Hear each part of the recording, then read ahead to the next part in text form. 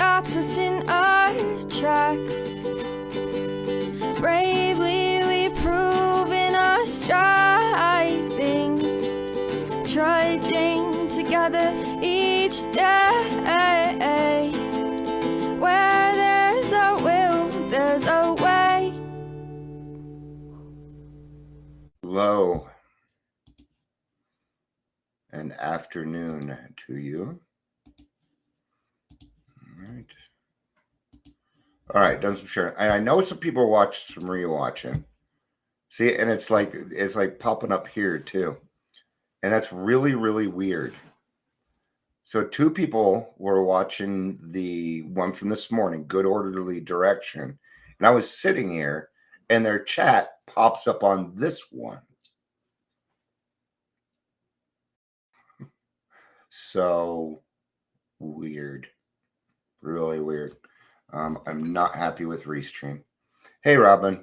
Dan, you were just watching the Good Orderly Direction and you put replay, right? Yeah. So, either way, it's good to have you here. So, I have no idea what's up with Restream and what they're doing.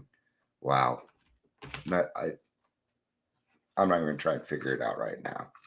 I don't know why I did this. I have no brain at the moment.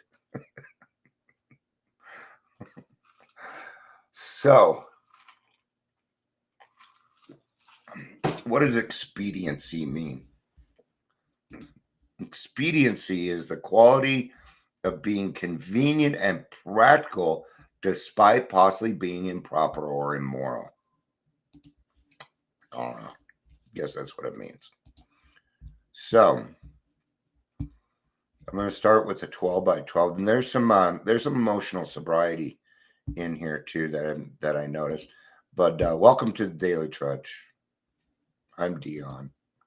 Who knows which video you're watching? Who knows where the chat's going to go? But I'm here, live right now. If you're here, please say hello. Whether you're watching the live or the rewatch. So, had a fantastic podcast. That's why my brain is complete. See, it just popped 1 to 4. I don't understand that. Oh, I'm done understanding. Stop laughing at me. It's not funny. That just makes her laugh more. It looks like the live. All right, let's do it. I'll stop complaining now.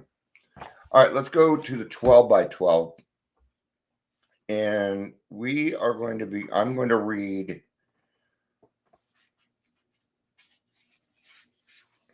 I think I'm going to start at the bottom of page 71.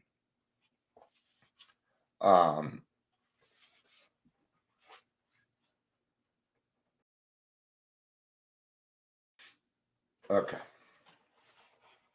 Oh, and that works because that's where it starts. So, all right. True. The most of us thought good character was desirable.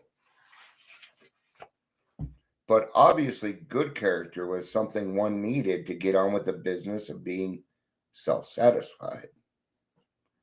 With the proper display of honesty and morality, we'd stand a better chance of getting what we really wanted. So here, with a proper display of honesty and morality, you're 5 feet away from me. I'm not saying hello to you. Dear Lord, all this screwing around during my lives. It's actually quite fun. My wife got a little scared there for a second. I can tell you that. All right. So if we can learn how to be honest and maybe have a couple of morals behind us, then we stand a better chance of getting the things that we might want in life. Okay. But what is it that you really want? You know, is it something materialistic? Is it spiritual? There's nothing wrong with going after materialistic goals. Just watch how many socks you buy. It's an ongoing joke here. We got like a huge pile of socks. Nobody wants to claim it. It's socks. They're just socks. Throw them out. All right. But whenever we had to choose between character and comfort, the character building was lost in the dust of our chase after what we thought was happiness. Seldom did we look at character building as something desirable in itself, something we would like to strive for, whether our instinctual needs were met or not. We never thought of making honesty, tolerance, and true love of man and God the daily basis of living. So for me, I would chase after other things. If it came to comfort, I always chose comfort first. Always. You'll probably hear my kitty cat whining. Yeah, it is an unhealthy addiction. All right, enough. Okay, I'm done. I just had to say that. This lack of anchorage to any permanent values, this blindness to the true purpose of our lives, produced another bad result. Okay? For just so long as we were convinced that we could live exclusively by our own individual strength and intelligence, for just that long was a working faith in a higher power impossible. This was true even when we believed that God existed. We could actually have an earnest religious belief which remained barren because we were still trying to play God ourselves. As long as we placed self-reliance first, a genuine reliance upon a higher power was out of the question. The basic ingredient of all humility, a desire to seek and do God's will, was missing. Okay? So everything that we do is just trying to get ourselves closer to God. Why is that? Because God is perfect, right? And we are seeking his perfection. We're not going to be perfect, okay? We're talking step 7 here. So we're going to have to talk about perfection, okay? Humbly ask him to remove all of our shortcomings. Just asking. People complicate this step way too much. People were so confused on it and oversimplified it so much they wrote a book on it called Drop the Rock. Okay? It doesn't say anything much more. It tells you how to let go. And you should have been learning how to let go in steps 1, 2, and 3. Okay? So what is it that we are doing? We are bringing God's will into line with ours. God's will in line with ours. Okay? I do what God asks me to do. Sometimes that's a podcast. Sometimes that's going live. Sometimes that's sitting down and playing, video games by myself. He never tells me to do that. Okay? But you also need to take your own time because you cannot pour from an empty cup. You can't. But really what we're talking about is emotional sobriety. There's another part in here, real quick.